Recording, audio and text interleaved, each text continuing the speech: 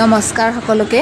আজি আকৌ এবাৰ নতুন গছৰ সৈতে আপোনালোকক চিনাকি কৰাই দিওঁ। এইজোপা হৈছে ইউফৰবিয়া মিলি, খুব কাইটিয়া এবিধ ফুল ফুলি থকা গছ। আৰু এই ফুল গছজোপা মোৰ সাধাৰণতে খুবেই প্ৰিয়, কাৰণ ই গোটেই বছৰ ফুল দি থাকে। এনেকৈ ফুলবোৰ এনেকৈয়ে থাকে গোটেই বছৰ।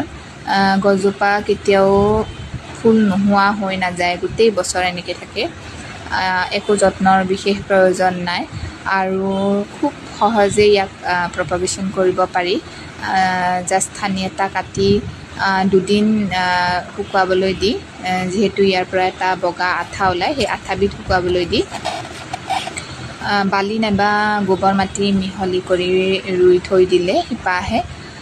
খুব ধুনীয়া এবিধ ফুল। আৰু ৰ'দ কিন্তু লাগিব।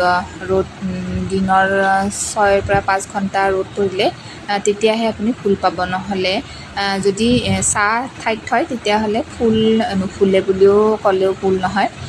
খুব কম ফুল আহে। আৰু মোৰ যিহেতু ছাদৰ ওপৰত আছে ইউফৰবিয়া মিলিবোৰ, গতিকে মোৰ ছাদত গোটেই দিনটো ৰ'দ পৰে আৰু গোটেই বছৰ সেইকাৰণে এনেকৈ ফুল দি থাকে। মই বিশেষ সাৰৰ প্ৰয়োজন বিশেষ সাৰ মই এতিয়ালৈকে দিয়া নাই।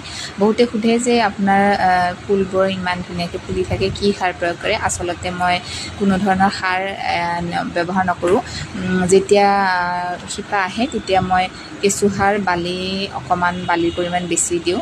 যিহেতু এইবিধ চাকুলেণ্ট টাইপৰ এবিধ গছ হয়, ইয়াতে ডালত খুব বেছি পৰিমাণে পানী থাকে, গতিকে মই বালিৰ পৰিমাণ বেছি দিওঁ আৰু মাটি খুব কমকৈ দি আৰু কেঁচুসাৰ প্ৰয়োগ কৰি মই ৰুই থৈ দিওঁ। আৰু এনেকৈ ধুনীয়া হৈ থাকে। আৰু মোৰ এজোপা মাদাৰ প্লেণ্ট আছিল, এজোপাৰ পৰা মই এই গোটেইবিলাক মই নিজে বনোৱা ঘৰতে পুলি বনাইছোঁ।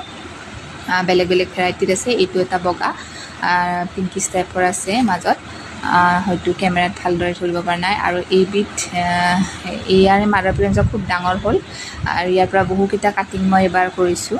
মই ফেব্ৰুৱাৰী মাৰ্চ মাহতে কাটিংবোৰ কৰিছিলোঁ। এতিয়া ধুনীয়াকৈ গছলৈ ৰূপান্তৰিত হৈছে। ইয়াৰে বহুকেইটা পুলি মই বনাইছোঁ। আৰু এয়া দেখিছেনে, মাটিটো ৱেল ড্ৰেইন চইল ব্যৱহাৰ কৰিব যদি ফুল বেছি লাগে তেতিয়াহ'লে। আৰু ইয়াৰে বহুকেইটা ভেৰাইটি আপোনালোকে পাব। খুব ধুনীয়া এবিধ ফুল, গতিকে মই ইয়াৰে কাটিং ঘৰতে বনাই মই বহুকেইজোপা গছ এনেধৰণে ৰেডি কৰিছোঁ। আৰু এইজোপা কিন্তু ফুল এতিয়ালৈকে অহা নাই।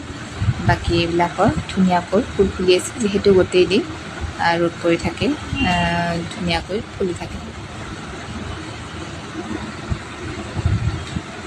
Meow meow.